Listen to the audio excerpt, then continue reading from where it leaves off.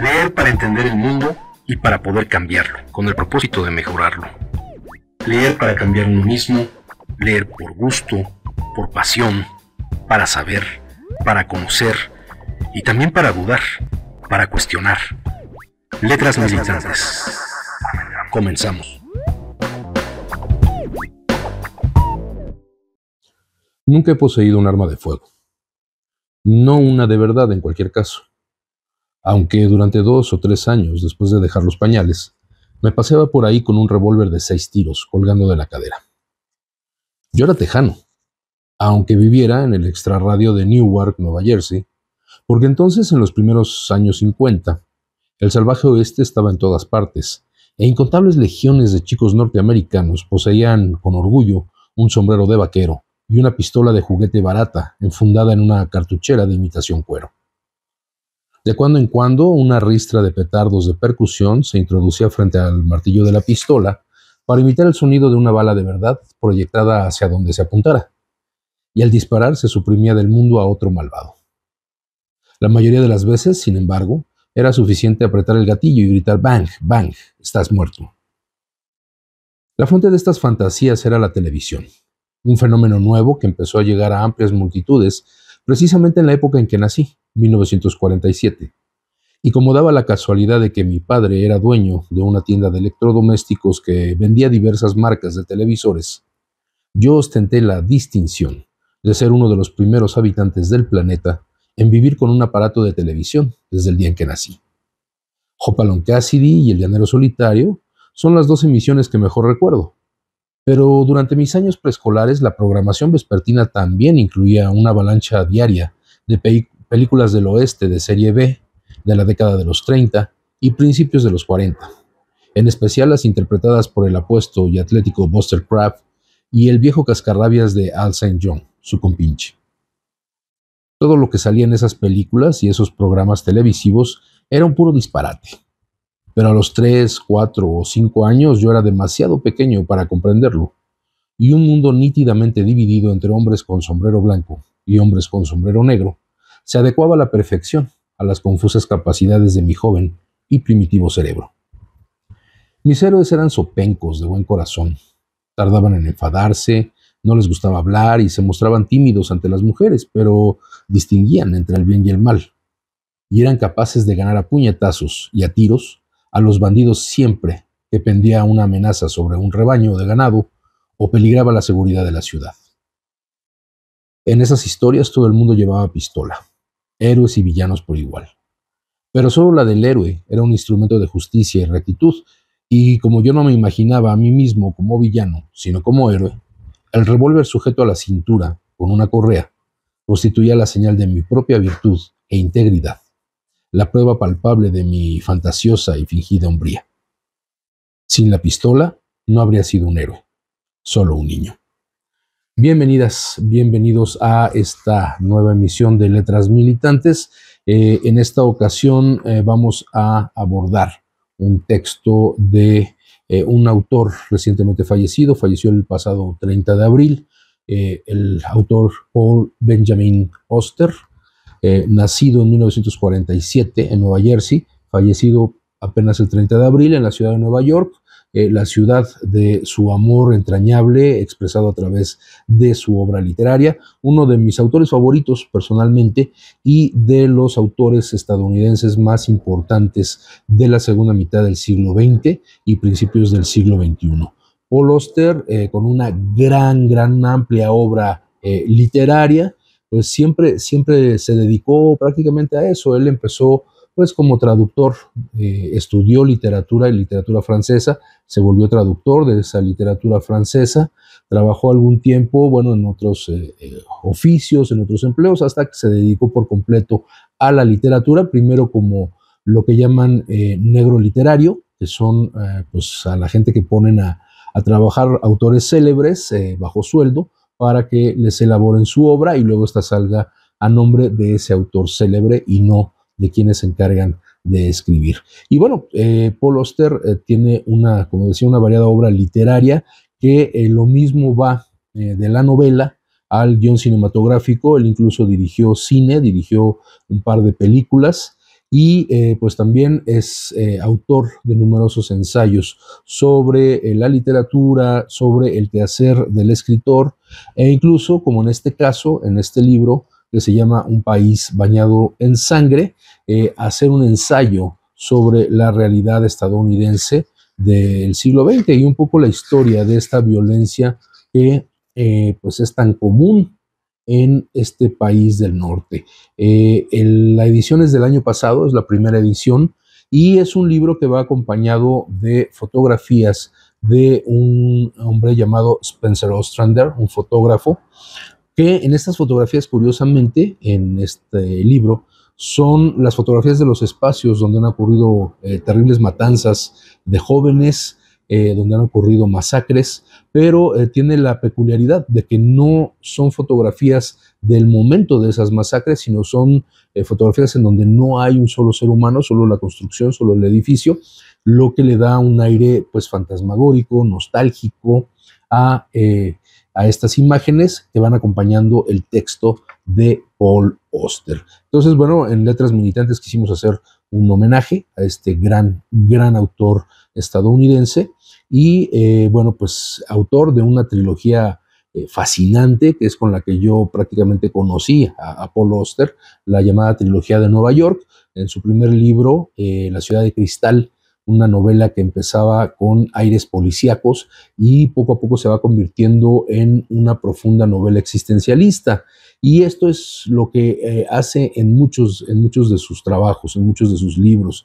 En La música del azar, por ejemplo, otro gran libro que fue adaptado también para cine, y así en infinidad de textos. El país de todas las cosas, en fin, tiene una obra muy extensa y que, bueno, parte de esa obra se puede encontrar incluso en redes, en internet, en algunos sitios de literatura, y que bien vale la pena leerlo, porque es un ser pensante, era un ser pensante de una gran capacidad imaginativa, pero también para aterrizarlo con aspectos muy notables de la realidad.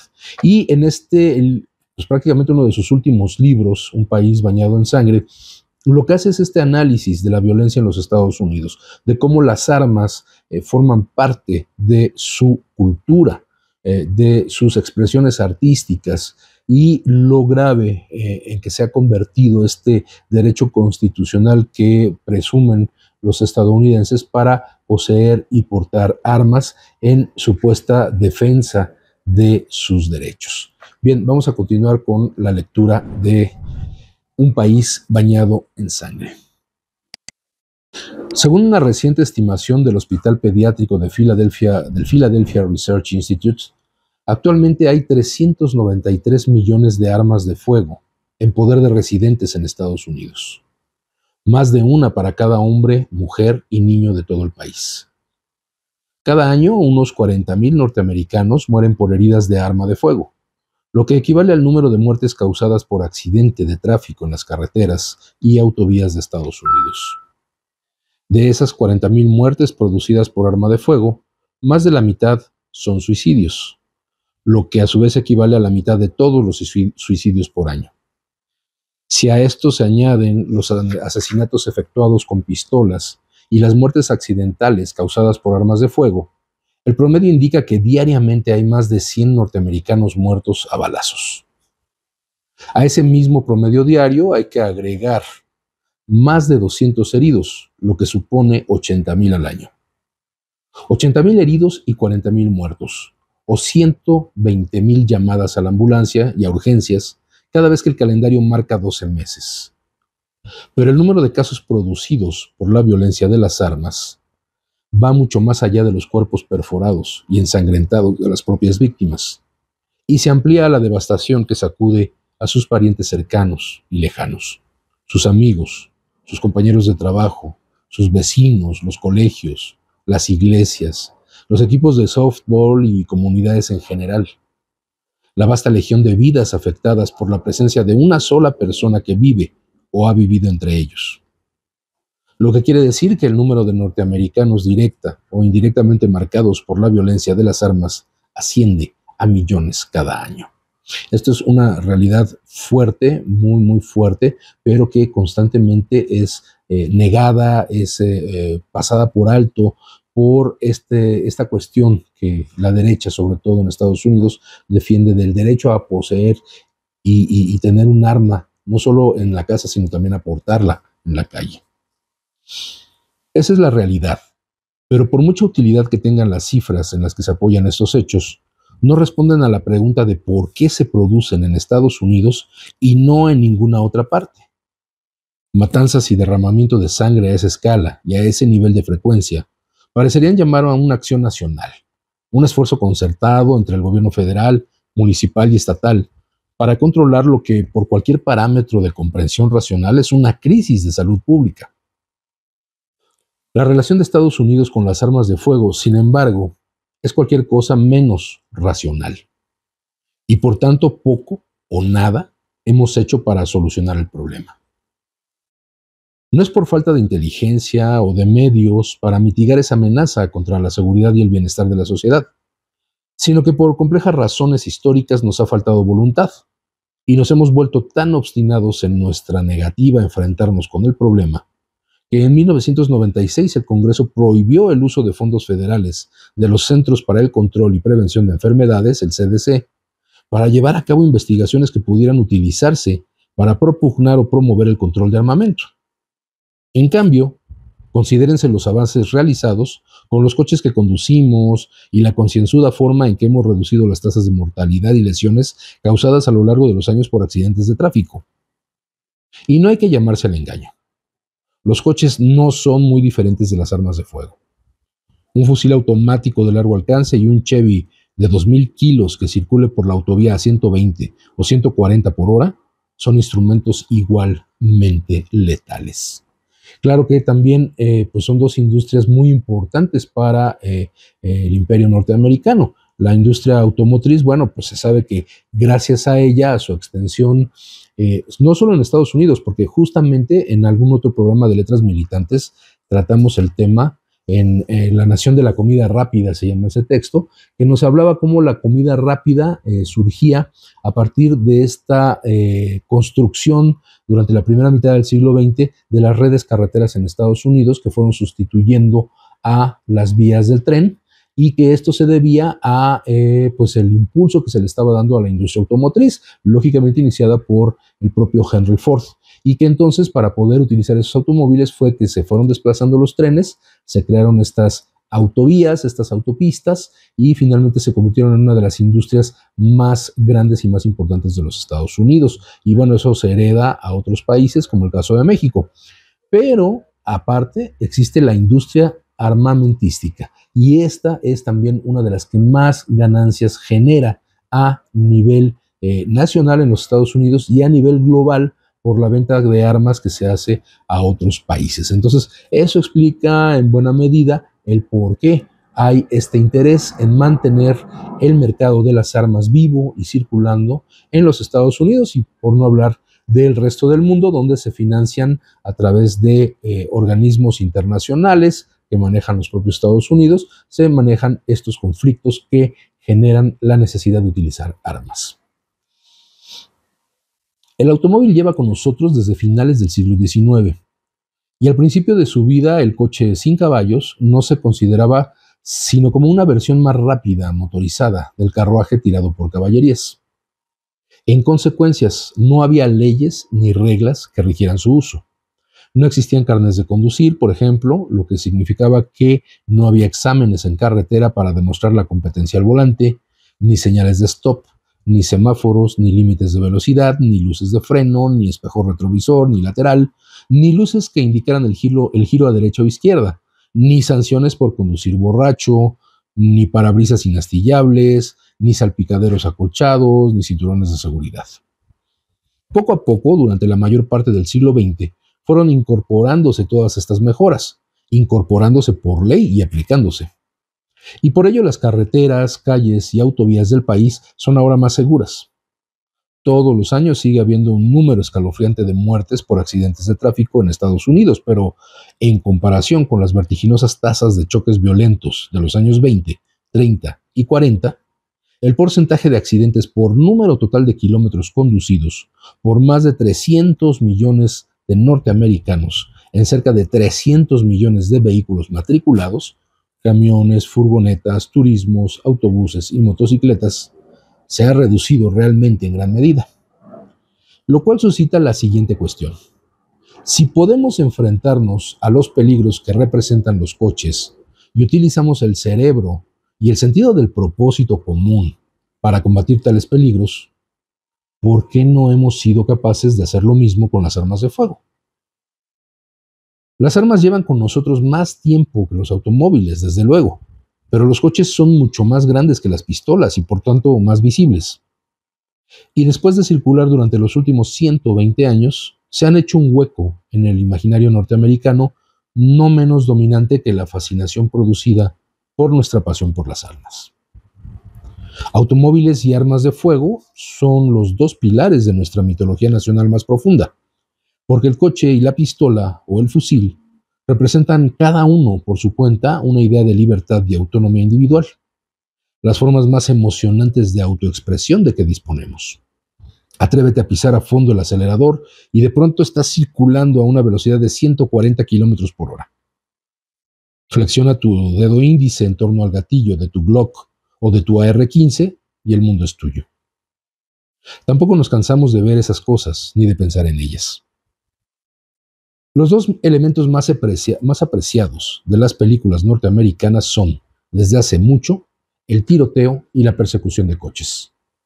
Y por muchas veces que nos perdamos en el espectáculo de estas emociones fuertes que hábilmente orquestadas se representan en la pantalla, seguimos volviendo por más. Por otro lado, pese a las semejanzas entre armas y coches, también existen diferencias fundamentales. Las armas existen con el exclusivo propósito de acabar con la vida, mientras que los coches se fabrican para transportar a los vivos de un sitio a otro. Y aunque demasiados conductores, pasajeros y peatones acaban muertos mientras van en coche y por culpa de otro coche, decimos que su muerte es accidental, una consecuencia trágica de los riesgos y peligros de la carretera. En cambio, casi cada muerte producida por arma de fuego es intencionada, ya sea a manos de un soldado en la batalla, un cazador que acecha a un ciervo en el bosque, un asesino desquiciado o despiadado en la calle de una ciudad o en la cocina de alguna casa, un atracador armado presa del pánico mientras roba una joyería, o una persona destrozada, desesperada, que se bebe media botella de bourbon en una habitación en penumbra y luego se pega un tiro en la sien. Los coches son una necesidad en la vida civil de Norteamérica. Las armas de fuego no. Y a menudo y a medida que más y más norteamericanos han llegado a entenderlo, el porcentaje de hogares que poseen armas se viene reduciendo a un ritmo constante desde los últimos 50 años. De la mitad a un tercio, hasta lo que ahora será inferior a una tercera parte. Y sin embargo, el número de armas que en la actualidad poseen los estadounidenses es mayor que nunca. Lo que significa que un número cada vez más reducido de norteamericanos compra cada vez más armas. ¿Cómo explicar esa enorme diferencia?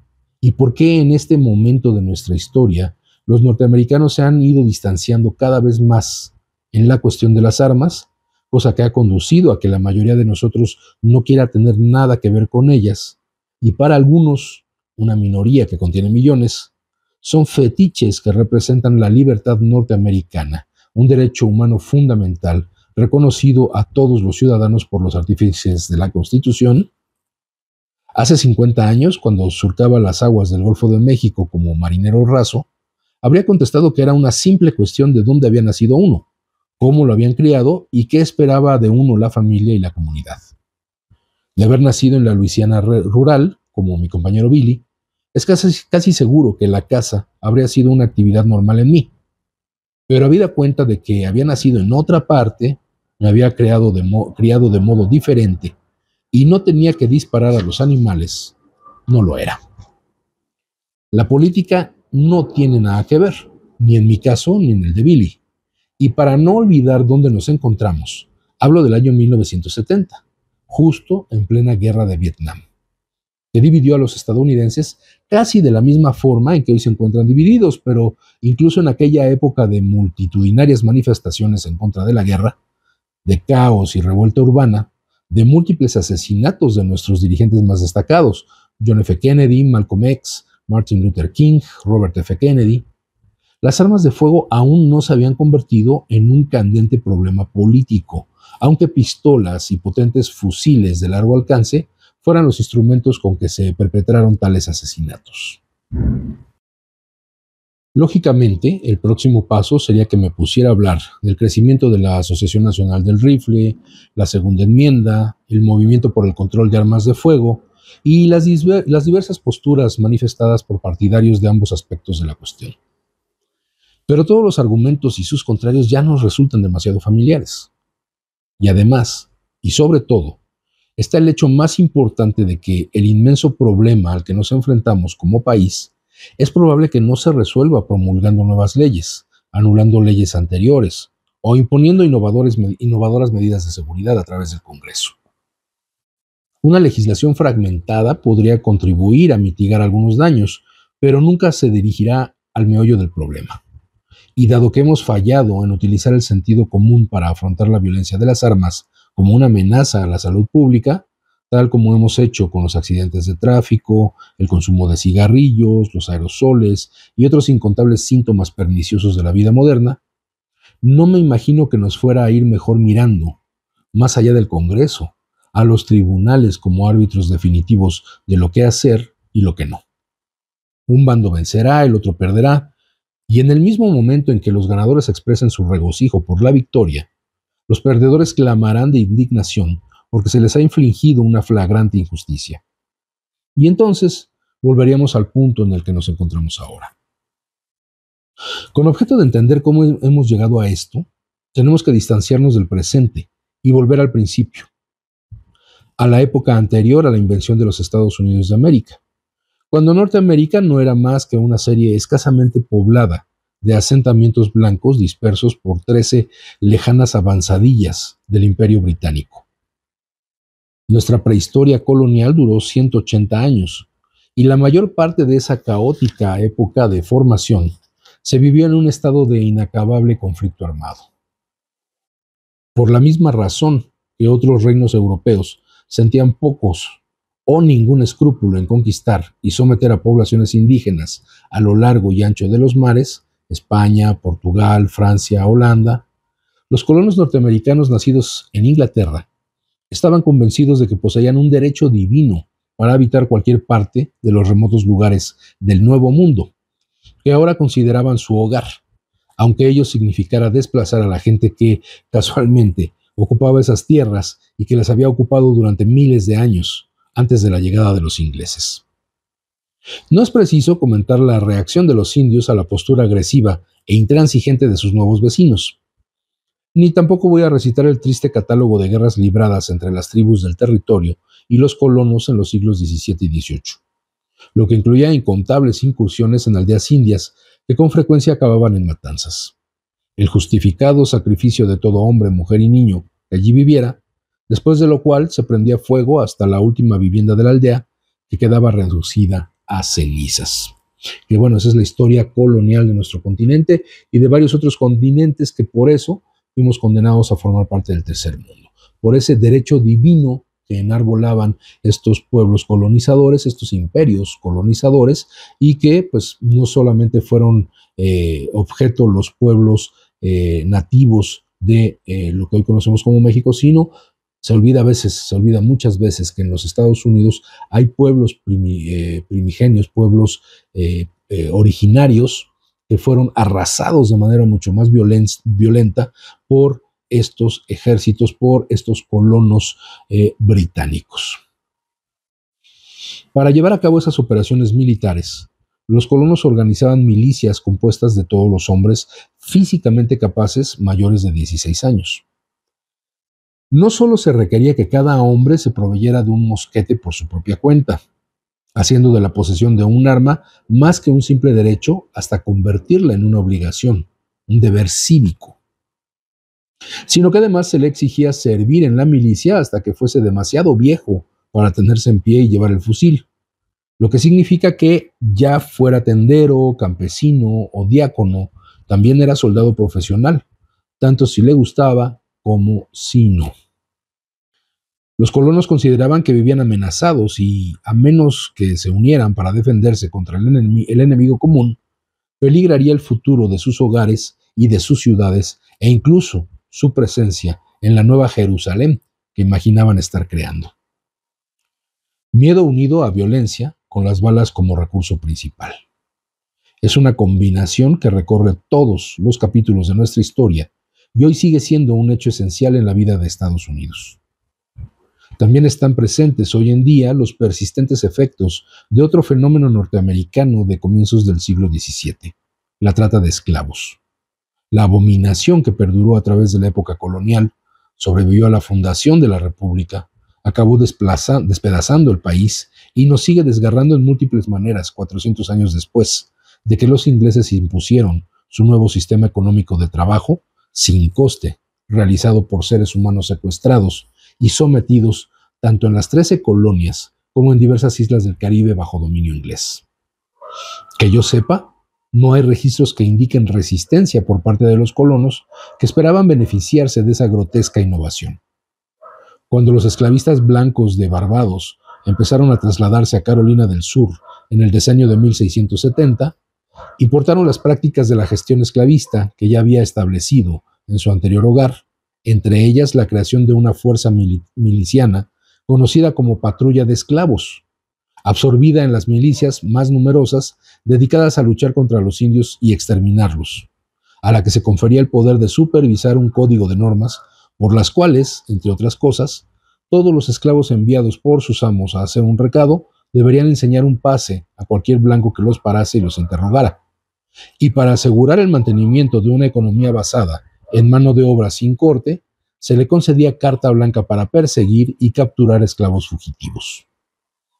Así empezó la centenaria tradición de frenéticos hombres negros chapoteando por pantanos y perseguidos por los aullidos de una jauría de sabuesos, entrenados con el único propósito de cazar fugitivos.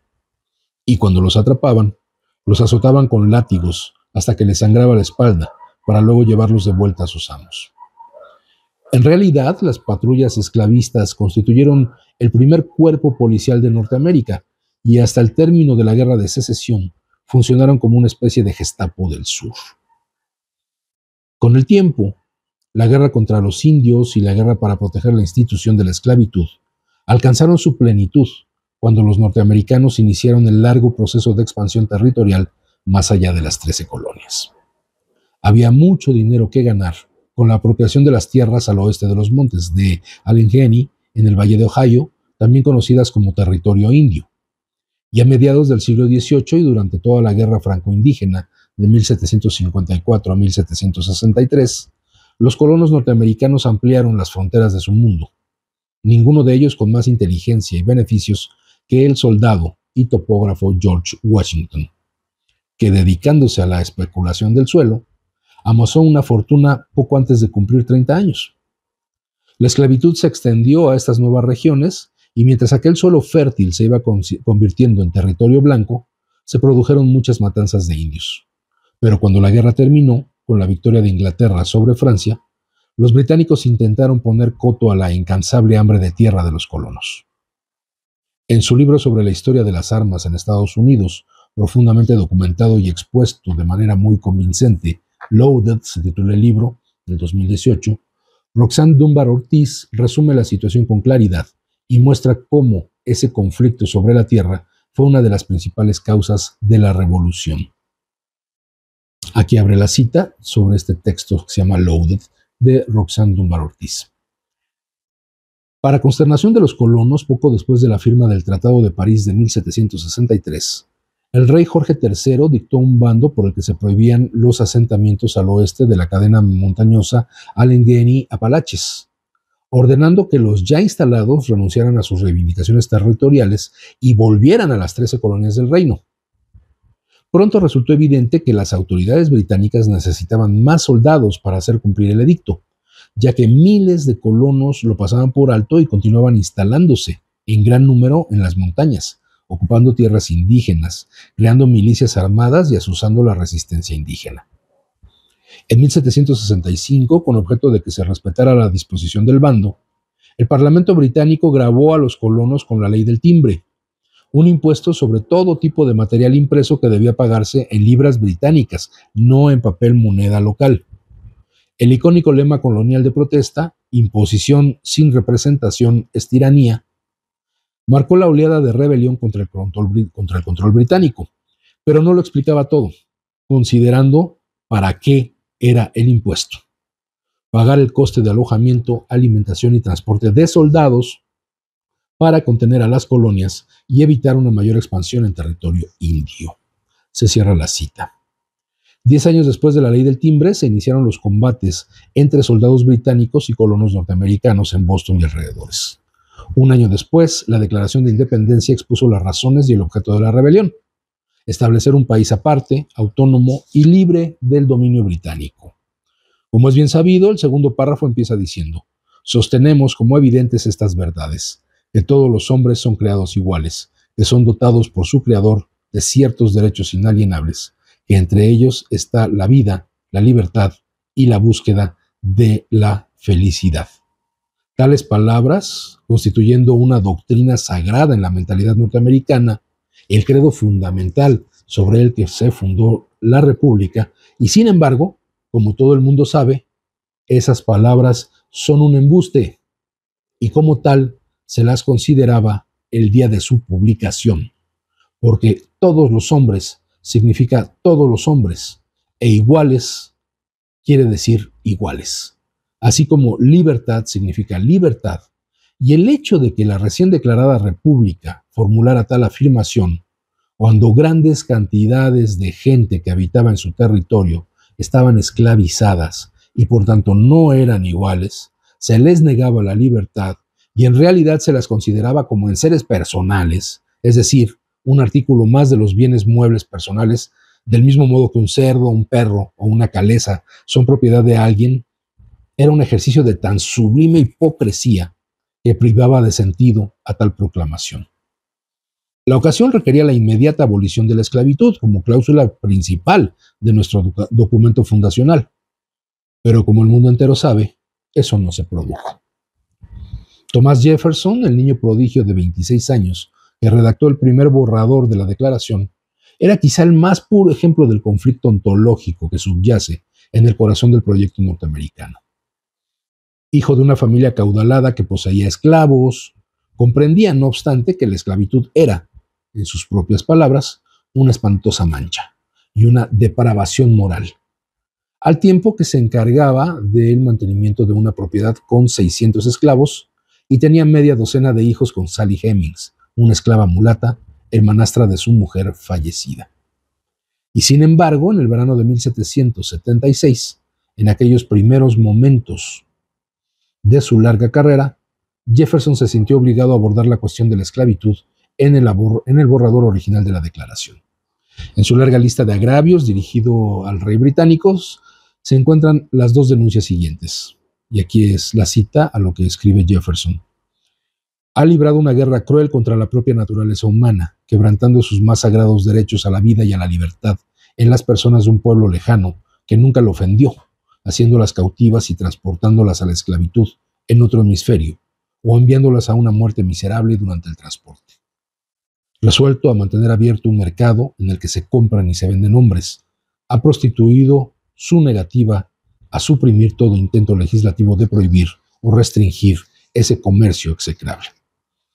Palabras duras, dice Paul Auster, aunque no lo suficiente, porque si Jefferson condena de manera justificada al rey por haber llevado ese comercio execrable al Nuevo Mundo, no dice nada sobre la participación voluntaria y activa de los colonos en él, y en ninguna parte sugiere la abolición de la esclavitud.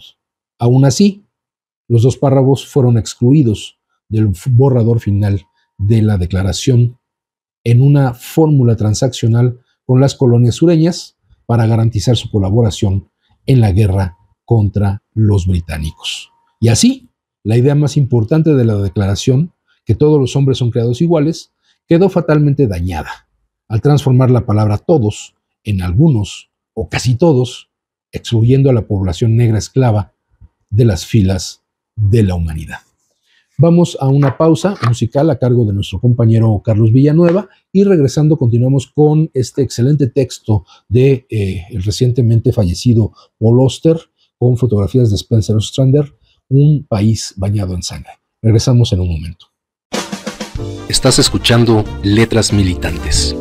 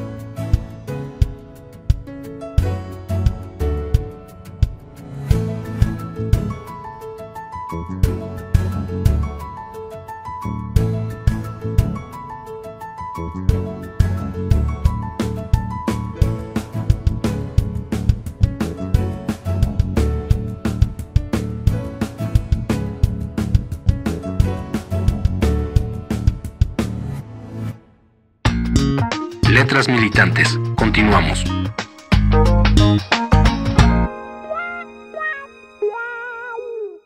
Ya estamos de vuelta en Letras Militantes con el texto de Paul Auster, Un país bañado en sangre. Bueno, en esta primera parte que leíamos, hace este recorrido histórico sobre esta costumbre sangrienta que tienen los gobiernos, los gobernantes estadounidenses, norteamericanos, desde que eran una colonia británica y lógicamente al ser colonos británicos, la mayoría de ellos pues criollos incluso, porque aunque nacen en territorio estadounidense, pues finalmente siguen siendo hijos de británicos establecidos en esas tierras. Entonces ellos pues esta costumbre de dominar, de extender su llamado espacio vital, como diría Nietzsche, pues finalmente lo que hacen es provocar esta cultura violenta de apropiación y posteriormente con la guerra de independencia, como bien lo menciona Paul Auster, pues no quitan la esclavitud como parte de su manera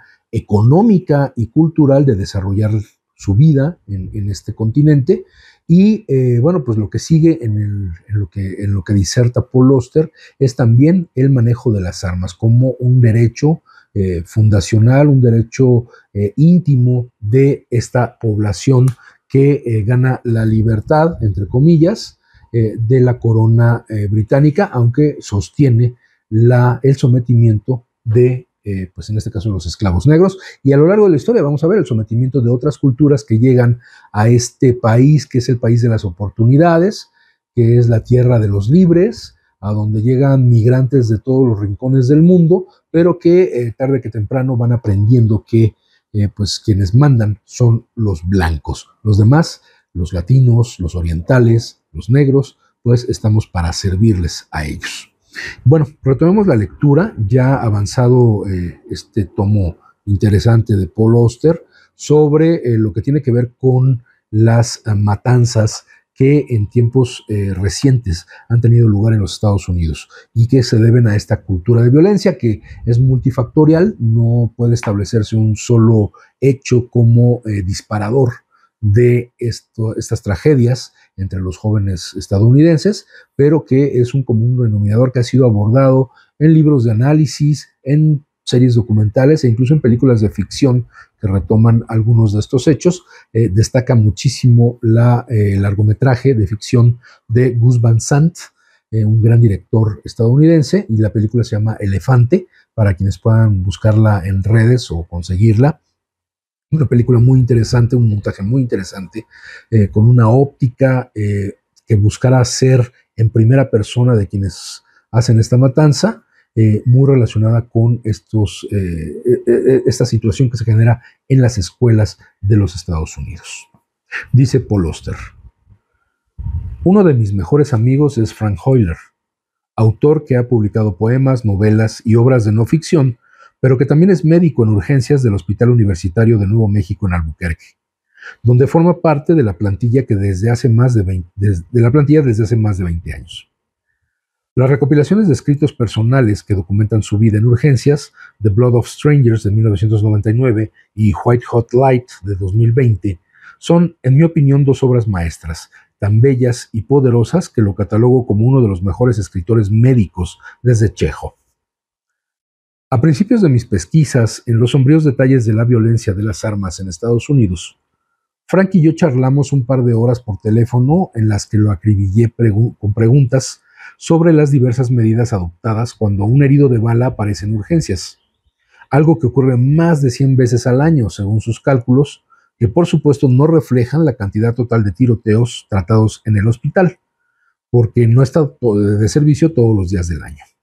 En mis notas, garabateadas apenas legibles, alcanzo a leer lo siguiente: ambulancia o coche con tipo derrumbado en el asiento trasero, urgencias, depende de dónde hayan disparado a la persona, en pierna sin tocar hueso, bala traviesa, pequeño agujero, enviado a casa, toca hueso, hueso astillado en función del arma, escopetas, terrible, fusibles, terrible, destrucción de tejidos, pistolas como picayelos, vientre, orificio, debe decidirse rápidamente sobre hemorragia interna, presión sanguínea, gota a gota, rápida evaluación de constantes vitales.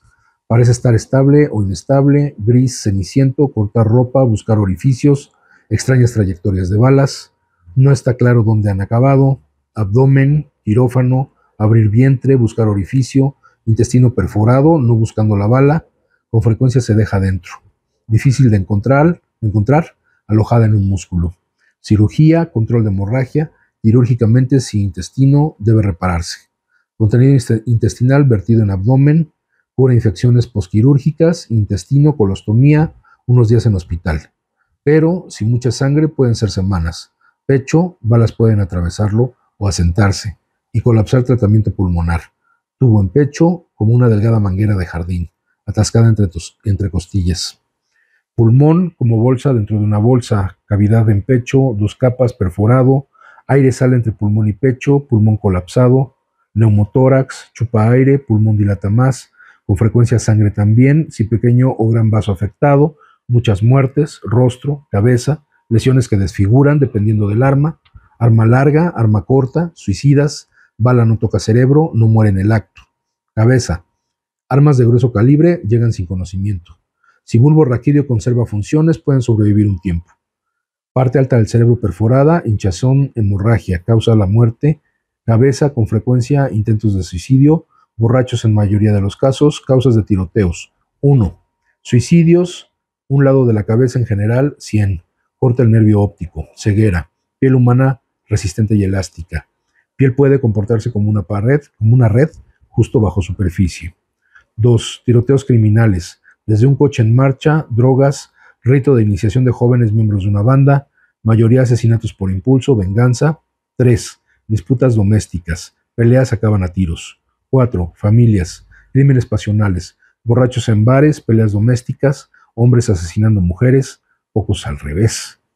Mayoría víctimas hombres, jóvenes sobre todo. Estas son las notas que transcribe, digamos, Paul Oster de esa plática con este médico de urgencias, Frank Hoyler, y escritor, que bueno, pues dentro de toda esta confusión que puede presentar, pues son imágenes muy vívidas, ¿no? De estos tiroteos, de lo que hemos visto en muchas series de televisión, muchas películas, series documentales, pero que son una francamente triste realidad en los Estados Unidos. Cuando le pregunté a Frank si en alguna ocasión había tratado a víctimas de una matanza, contestó que solo una vez, hacía 10 o 12 años. Una tarde, un hombre entró en la oficina de su mujer con intención de asesinarla, pero antes de localizarla hizo ejercicios de calentamiento disparando a diversos empleados que estaban sentados frente a sus respectivos escritorios. Hubo 3 muertos y varios heridos. Uno por uno fueron llegando pacientes a la sala de urgencias del hospital, y entre las personas a quienes tuvo que examinar Frank estaba una mujer de 30 y tantos años. No me dijo cuántas balas la habían alcanzado, pero comprendí que su estado era precario, y tumbada de espaldas y mirando a Frank con una voz que él describió como tranquila, en tono clínico, sin el menor indicio de temor, le dijo: «Me voy a morir». Luego, con la misma voz desapasionada, le dio el número de teléfono móvil de su marido, y no mucho tiempo después, antes de que la llevaran en camilla al quirófano para operarla, falleció. Las matanzas solo constituyen una pequeña fracción de las muertes por armas de fuego en Estados Unidos, pero ocurren, sin embargo, con pasmosa frecuencia, aproximadamente una al día en el curso de cualquier año determinado. 4 es la cifra que en general se da para definir una matanza, aunque para unos eso significa 4 personas muertas y para otros supone 4 personas tiroteadas, ya acaben muertas o heridas. Como sucede con los asesinatos individuales por arma de fuego en todo el país, en la prensa nacional solo se recoge un pequeño número de matanzas. Los estadounidenses ya están tan habituados a la matanza de todos los días que no se molestan en prestar atención, incluso cuando las cifras siguen incrementándose año con año. Pero entonces, de pronto, en algún sitio, se produce una matanza que destaca sobre las demás, un baño de sangre de tal horror y magnitud que la sociedad norteamericana, al completo, se para momentáneamente en seco, mientras la avalancha de cámaras capta imágenes de gente llorando, destrozada. Los periodistas ahondan en los detalles del crimen y publican historias sobre el asesinato y sus motivos. Y editoriales y comentaristas de televisión lanzan sus opiniones al público. Por un breve instante, todo el mundo parece unirse en este país solitario y fracturado. Pero en un abrir y cerrar de ojos, los defensores y detractores de las armas se ponen en guardia para enfrentarse de nuevo. Y a pesar de los indignados gritos en favor de reformas, medidas y cambio, nada cambia jamás. Y al cabo de una semana o dos, el distraído público dirige la atención a otra parte. Esos truculentos espectáculos han ocurrido con demasiada frecuencia en las últimas 2 décadas para calificarlos como una nueva forma de ritual estadounidense. Derramamiento de sangre y dolor transformados en una serie de entretenimientos macabros que una y otra vez nos plantan frente al televisor para que absorbamos lúgubres relatos de la última pesadilla y lamentemos lo que ha ocurrido a nuestra amada Norteamérica. Mientras, las cadenas televisivas incrementan sus índices de audiencia y aumentan sus beneficios, abreviando el viejo eslogan publicitario de «Nuestro negocio va como en un tiro». Con cada tiro, hacemos negocio. Eso basta para convertir al más esperanzado idealista en un cínico de tomo y lomo. En su mayor parte, tales matanzas suelen ser obra de jóvenes solitarios, de vez en cuando de hombres de mediana edad, y en ocasiones muy raras, casi nunca, de mujeres. Y como en el caso del exmarido furioso de Albuquerque, suelen estar recluidos en un sombrío santuario interior de agravio personal, donde se pudren durante meses, incluso años, para luego transformarlo en un odio universal que impulsa al asesino a matar a tiros a todo aquel que esté aún remotamente relacionado con su objetivo principal. Eso es lo que distingue las matanzas motivadas por algún agravio personal de su contrapartida del cara a cara, la voluntad del tirador de dirigir su arma a desconocidos y cegarles la vida sin otra razón que la satisfacción de matarlos, que es lo que a la mayoría de la gente le resulta tan difícil entender. Ya se esté a favor o en contra de las armas o en algún punto intermedio, ¿por qué demonios querrá alguien matar a gente que no conoce? Sobre todo a personas que no le han hecho ningún daño y que con toda probabilidad lo ayudarían a levantarse si se cayera al suelo o se rascarían el bolsillo para darle $1 si les dijera que tiene hambre.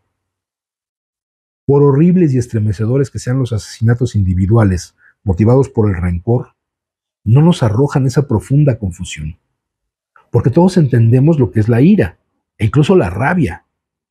Y podemos imaginarnos a nosotros mismos arrinconados en los límites de la razón y sumidos en una locura temporal que induce a ir por la persona que, según creemos, nos ha perjudicado, como hizo mi abuela cuando mató a tiros a mi abuelo en la cocina de su casa en Kenosha. Imperdonable, sí, pero no incomprensible. Tampoco es incomprensible el asesino a sueldo que se gana la vida matando a desconocidos, o el muchacho de una barriada peligrosa, consciente de que se encontrará bajo constante amenaza si no se une a una banda del barrio, y por tanto sale una tarde a la calle y dispara un tiro a un transeúnte anónimo para demostrar que tiene agallas suficientes para que lo admitan en el clan. Nadie en su sano juicio aplaudiría esos casos de asesinato, pero al menos los entendemos. Lo que no comprendemos es la arbitrariedad de los asesinatos al azar. Y cada vez que otra matanza reclama la atención nacional, todos nos sentimos más vulnerables, porque si pueden matar a tiros y sin razón a esa persona mayor, a ese joven o a ese niño, ¿por qué no nos podría pasar lo mismo a mi hijo o a mí? El miedo se apodera de nosotros, y eso es un veneno que corrompe nuestra facultad de pensar. Y cuando ya no podemos pensar, nuestras decisiones se entregan a las fuerzas de la emoción torpe y ciega. Otra cosa que distingue las matanzas de otra clase de asesinato es el alto grado de planificación que implica el montaje de estos ataques. Se requieren semanas y con frecuencia meses de preparación antes de que el asesino esté listo para lanzarse. Una decisión espontánea queda descartada. Esos estallidos exaltados que preceden a las peleas de bar más fatales y a los crímenes relacionados con el tráfico no cuentan en la planificación de una matanza. Y al contrario de lo que cabría esperar, la mayoría de esos asesinos se dedican a su quehacer con calma y metódicamente, sin gritos, ni acusaciones, ni manifestaciones exteriores de ningún tipo de emoción, como si hubieran entrado en una zona diferente de lo que llamamos vida conscientemente normal, en un lugar donde el mundo ya está muerto para ellos, que también están muertos por dentro. El objeto es convertirse en una máquina de matar. A tal fin, esos asesinos eligen con cuidado sus armas, con frecuencia abasteciéndose de un surtido de largas y cortas, y en algunos casos se presentan en la escena del crimen provistos de chalecos antibalas. Casi siempre armas, municiones y chalecos se han comprado por vías perfectamente legales. Y aquí vale la pena hacer el paréntesis para hacer una recomendación cinematográfica de un documental que incluso se ganó el Oscar, de un director muy polémico, ha sido muy vilipendiado en Estados Unidos, ha sido denigrado por cineastas, por autoridades, etcétera, pero que no deja de ser un cineasta que pone temas polémicos en la mesa para su discusión, análisis a profundidad. Se trata de Michael Moore y la película a la que me refiero es Bowling for Columbine o La Matanza de Columbine, como también se le conoce, que fue este hecho trágico en el estado de Illinois, en la escuela en el distrito de Columbine, donde dos jóvenes llegan a su preparatoria, secundaria, estos grados intermedios, y pues con armas de grueso calibre hacen una matanza tremenda dentro de la escuela. Y este documental lo que busca, de manera similar a lo que hace Paul Auster en este libro, es tratar de analizar desde la propia historia el sinfín de hechos que tienen que ver con que un joven que pudiera desarrollar pues toda su creatividad, su capacidad, sus habilidades a ser un deportista o a ser un artista, pues termina más bien consiguiendo armas que, como aquí dice el texto, lo hacen de manera perfectamente legal y se las llevan a la escuela para matar a los demás estudiantes. Entonces, muy recomendable esta película de Bowling for Columbine, de La Matanza de Columbine, de Michael Moore. Bueno, continuamos con el texto. Agravios familiares, matrimoniales, sexuales, laborales, institucionales, políticos, raciales y étnicos, los crímenes de odio, y a medida que sigue propagándose la epidemia de matanzas, la ambición de muchos de los asesinos jóvenes consiste en superar el total de víctimas alcanzado por sus predecesores, batir el récord y así conquistar la fama y la eterna gloria criminal como autor de la mayor matanza en la historia norteamericana. Las redes sociales bullen con la jactancia de estos futuros destructores, mientras se preparan para llevar a cabo sus propias versiones de la matanza en un colegio, en una universidad o una iglesia. Y al leer sus mensajes entendemos que la aniquilación de personas desconocidas se ha convertido tanto en un deporte competitivo como en una nueva variante de la performance artística contemporánea. Es el último regalo de Estados Unidos al mundo. Una nota psicópata a pie de página de previas maravillas como la bombilla incandescente, el teléfono, el básquetbol, el jazz y la vacuna contra la polio. Nuestros amigos de lejanos continentes observan perplejos y horrorizados, no menos sobrecogidos, que nosotros, cuando leemos algo sobre la mutilación genital de muchachas adolescentes o la práctica de la lapidación de mujeres acusadas de infidelidad por sus maridos. Lo que me parece sorprendente es el hecho de que todo norteamericano medianamente atento, de más de 25 años, no tenga problemas para recordar detalles de la larga lista de matanzas producidos en los 10 últimos años. Los desquiciados ataques a escuelas primarias, institutos y universidades. Por ejemplo, el asesinato en 2012 de 20 niños pequeños y 6 maestros y miembros del personal de la escuela de primaria de Sandy Hook, en Newton, Connecticut. Los 7 muertos y 14 heridos del desenfreno de 2014, con fusil, cuchillo y coche, a unos metros del campus de Santa Bárbara, de la UC en Isla Vista, California.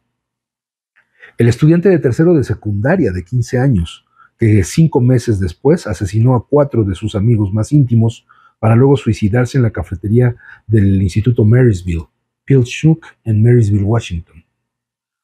Los 9 heridos y 10 muertos de 2015 en el Centro de Estudios Superiores Umpqua en Roseburg, Oregon. El baño de sangre de 2018 en el Instituto Marjorie Stoneman Douglas de Parkland, Florida, que dejó 17 heridos y 17 muertos.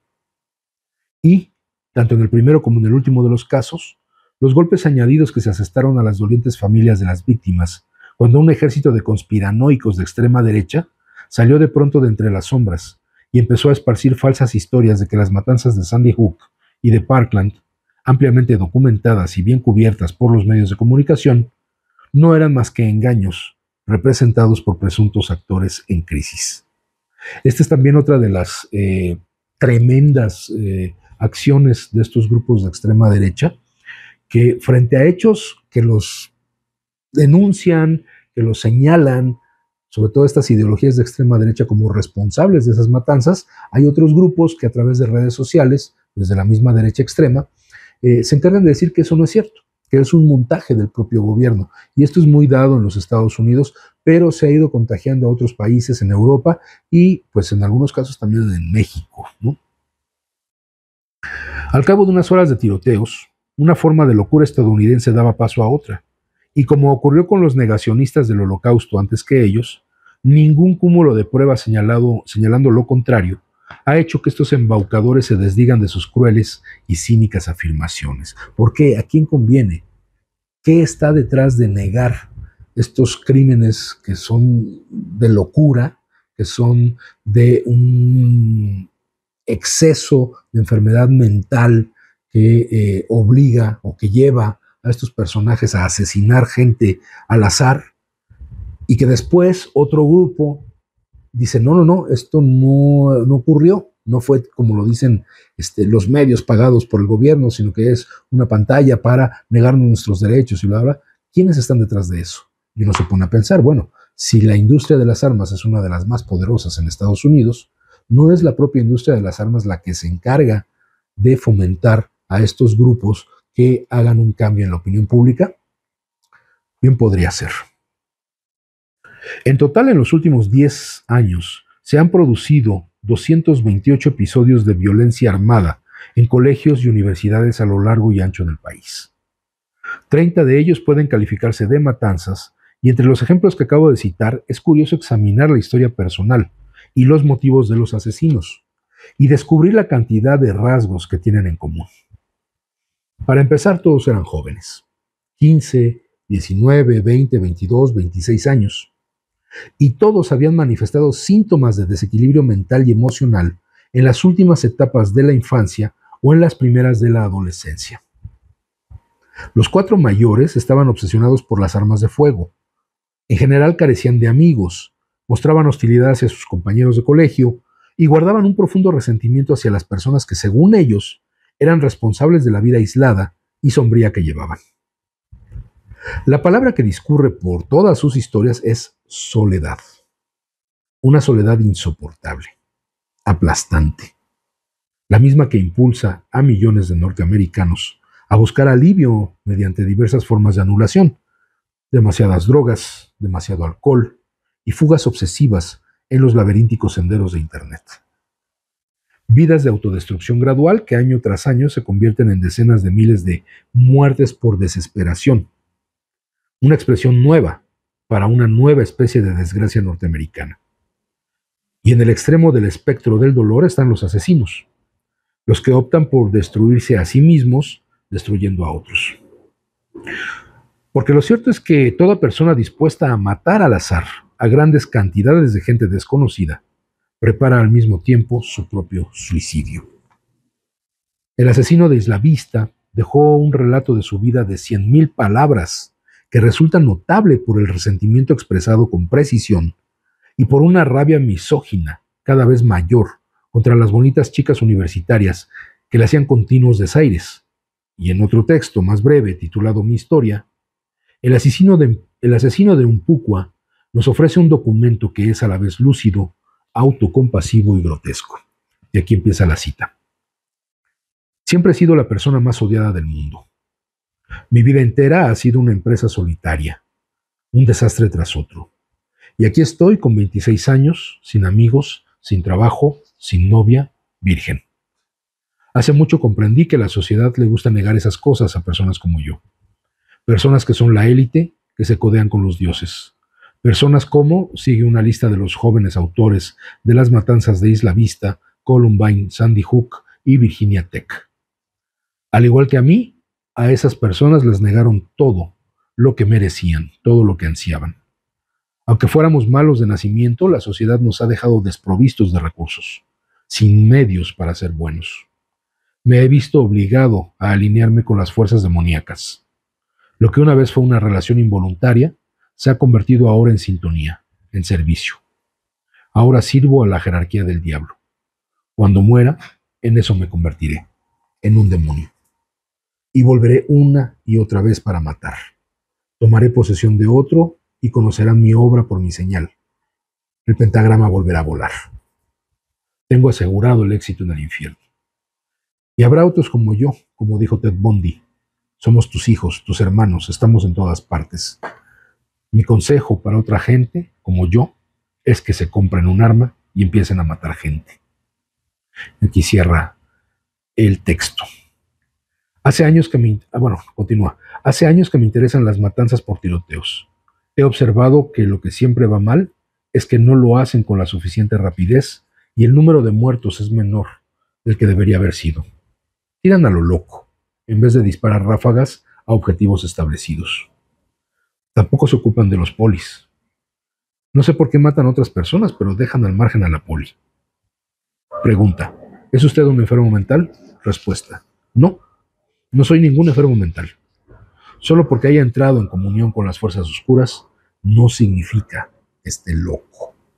O sea, el admitir ya con plena conciencia que se tiene gusto por hacer el mal, por el asesinato, pues entonces es un raciocinio llevado al extremo. Aparte de los tiroteos en centros de enseñanza y de los horrendos asesinatos de niños pequeños, niños mayores y jóvenes adultos, junto con la caída libre a los abismos del incesante dolor de centenares, miles, incontables madres, padres, hermanos, hermanas, primos, primas, tíos, tías, abuelos, abuelas, amigos y amigas. Ha habido matanzas en lugares públicos, tanto bajo techo como al aire libre, tanto de noche como de día. Y su letanía de los últimos 10 años también será conocida de antemano para casi todo aquel que lea estas páginas. El intento de asesinato de la congresista Gabrielle Giffords en 2011, mientras pronunciaba un discurso en el aparcamiento de un supermercado justo a las afueras de Tucson, Arizona, llevado a cabo por un hombre de 22 años, armado con una pistola semiautomática Glock 19, que disparó al azar sobre los congregados y dejó 15 heridos y 6 muertos, entre ellos un juez federal y una niña de 9 años. Y aunque el intento de asesinato falló, Giffords, que recibió un balazo en la cabeza a quemarropa y asombrosamente salió adelante, quedará gravemente incapacitada de por vida. La matanza, perpetrada en 2012 por un doctorando en neurociencias de 24 años en el Multicine Century 16 de Aurora, Colorado, mientras 400 personas veían la última película de Batman en la sala número 9. Hubo 60 personas heridas o lesionadas y 12 murieron, entre ellas una niña de 6 años cuya madre embarazada sufrió numerosas heridas en el pecho y quedó paralítica de por vida. A la semana siguiente del ataque tuvo un aborto y perdió a su hijo nonato. El asalto de 2015 a la clínica de planificación familiar Planned Parenthood de Colorado Springs, a manos de un hombre de 57 años que se proclamaba guerrero de los bebés y que hirió a 9 personas y mató a 3. La pesadilla de 2016 en Orlando, Florida, cuando un hombre de 29 años asesinó a 49 personas e hirió a más de 50 antes de suicidarse en la Latin Night del Pulse, un club nocturno gay. En aquel momento constituyó el tiroteo de masas con mayor número de muertos en la historia norteamericana. Pero solo 15 meses después, eclipsó esas cifras en el Mandalay Bay Resort y Casino de Las Vegas, un hombre de 64 años que mató a 60 personas, hirió a tiros a otras 440 y luego se suicidó. Otras 456 resultaron heridas en el caos subsiguiente cuando el atacante empezó a disparar desde una habitación de la planta 32ª de un edificio que daba a un amplio espacio público, vallado, donde se habían congregado 22,000 personas para asistir al festival anual de música Route 91 Harvest Country. Al año siguiente, 2018, un marín veterano de 28 años disparó a una multitud de 260 personas en el Borderline Bar and Grill de Thousand Oaks, California, un local de música country western, frecuentado por estudiantes de las diversas universidades de la zona, hiriendo a 16 personas y matando a 13, entre ellas a un veterano de la Marina de 27 años, que había sobrevivido al ataque en Las Vegas del año anterior. Era solo una de las 50 o 60 personas que estuvieron presentes en ambos tiroteos. Según The New York Times del 8 de noviembre de 2018, el Borderline se ha convertido en el lugar de consuelo para decenas de supervivientes de la matanza de Las Vegas, y ahí se reúnen para escuchar música, buscar curación y recordar. Se autodenominaban Familia Route 91. Luego se produjeron los consecutivos tiroteos masivos del 3 y 4 de agosto de 2019, el primero en un Walmart de El Paso, Texas, cuando un supremacista blanco de 21 años tomó por objetivo a mexicanos y méxico-norteamericanos en lo que el FBI consideró que era a la vez un acto de terrorismo interno y un crimen de odio. Su fusil tipo AK-47 mató a 23 e hirió a otros 23. Solo 16 horas después, un hombre de 24 años atacó a los clientes del bar Ned Peppers en Dayton, Ohio, con un arma tipo AR-15. En el espacio de 32 segundos mató a 9 personas e hirió a 27, antes de que un policía, que por casualidad se encontraba en el bar, acabara con él de un tiro. Ya fuera por accidente o a propósito, resultó que una de las víctimas era la hermana del asesino, de 22 años.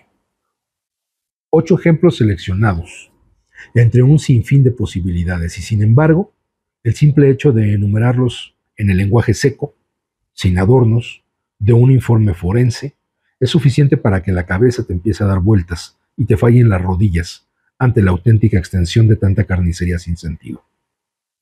6 jóvenes de 20 y tantos años y otras 2 personas de avanzada edad, 57 y 64.